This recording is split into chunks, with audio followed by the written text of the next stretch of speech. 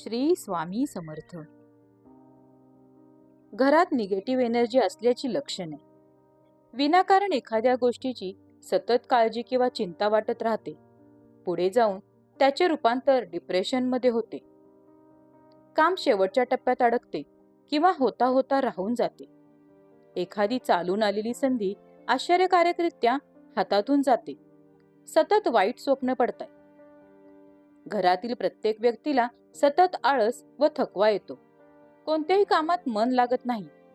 शरीरात ऊर्जा म्हणजे एनर्जी नसल्यासारखं गळून गेल्यासारखे वाटते. मनात सतत वाईट विचार येतात. अनेकदा जीवन संपवावे असे वाटते.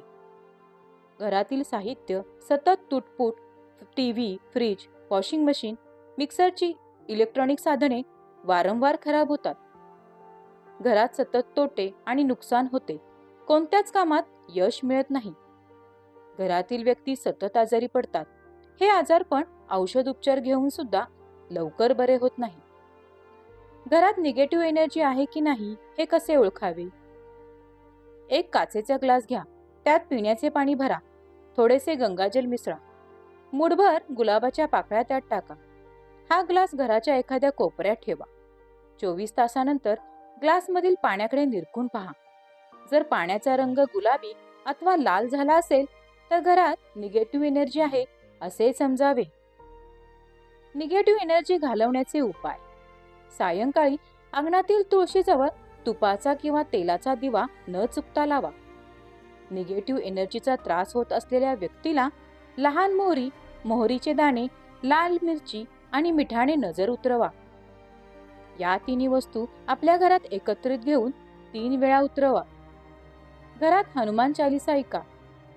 घराचा मुख्य दरवाजा नेहमी स्वच्छ ठेवा. फरशी पुसण्याच्या पाण्यात चिमटभर खडे मीठ टाकून फरशी पुसा. अमावस्या, पौर्णिमेला घराच्या मुख्य दरवाजाजवळ सांजवेळी दोन्ही बाजूने दिवे प्रज्वलित करा.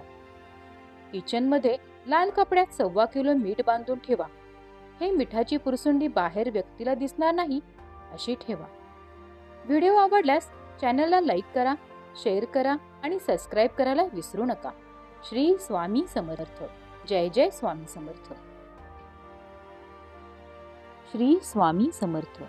जय जय स्वामी समर्थ.